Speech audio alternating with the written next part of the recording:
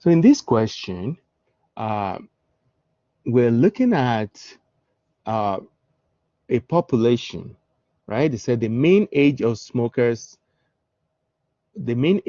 smokers start is 13 years old with a population standard deviation of 1.8 years. So you can see we have the population standard deviation sigma is 1.8. So a researcher claims that the age has significantly changed. So they didn't say increase or decrease, they said it's changed. So which means the alternative will have to be not equal. It has changed. But anyway, a survey of smokers of this generation was done to see if the mean age again has changed. Okay, changed.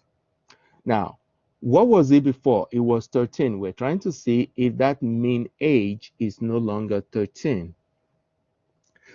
The sample of 33 smokers, so N is 33, found that their mean age was 13.3. So the X bar, mean age of those 33, the sample mean is 13.3. So we want to check if the data support the claim at 6% significance level. So alpha is 0.06. Okay, so from what we learned, this will be mu because we're testing about the population mean, and this one will be equal to 13. Okay, and then we want the test statistic. So they already given it away here. They're saying you need to calculate Z. So calculating Z is not difficult. That is your formula right there. We saw a moment ago. So we're just going to throw in all these numbers into the formula. Okay, we are going to get a number. Okay, so we'll get a number which we will put here. That's a Z value, a test statistic. Now the critical values. So we have alpha is 0.06. We're going to divide alpha by 2 because this is a two-tailed test. Okay, so it's going to be 0.03 on this side, 0.03 on this side.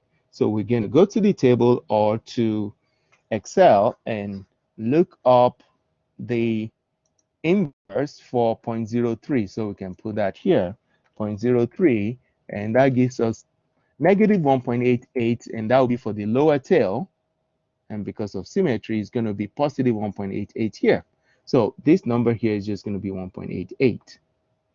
Now we're going to compute this value that we computed here. Now, I don't know what this number is. I'm going to come up with something. Let's just assume that number is 1.35, for example. So 1.35, my test statistic, is not in this rejection region because it's not greater than 1.88. So in that case, I will choose not to reject. So I will not reject the null hypothesis here if my number is 1.35. But suppose my number was 2.35, okay, which will fall over here. Or even if my number was negative 2.35, which of course will be over here, okay, then I will reject the null hypothesis if it is negative 2.35. And then I will conclude that because I am rejecting this null hypothesis now, I'm rejecting this one here, then I will conclude that the mean age, right? So I will support the claim that the mean age is different from 13.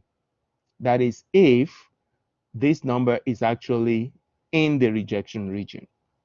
But if that number is not in the rejection region, I would say I don't have enough evidence. Okay? Because if this number is not in rejection region, I cannot reject this one here. Okay? So let's go look at what the options look like.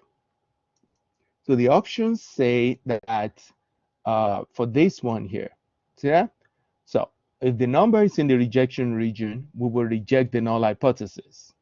Okay, we don't say accept the null hypothesis or accept the alternative. Okay, we either reject the null hypothesis or we fail to reject the null hypothesis.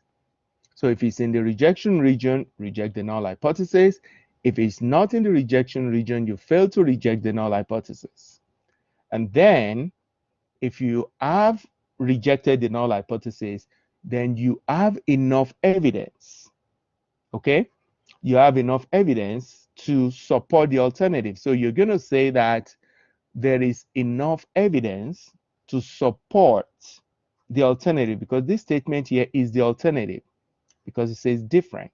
So the alternative would have been different. Mu is different from 13. Okay? So if you rejected the null hypothesis, you will say there is enough evidence to support whatever this claim says, which is the alternative. But if you don't reject the null hypothesis, you will say you don't have enough evidence to support the claim that the alternative is true. Okay?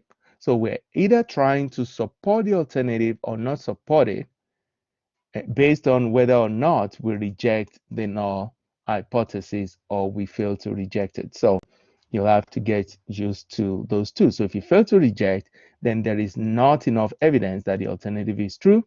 If you reject the null hypothesis, you're saying there is enough evidence to support, there is enough evidence to support the claim that the alternative is true.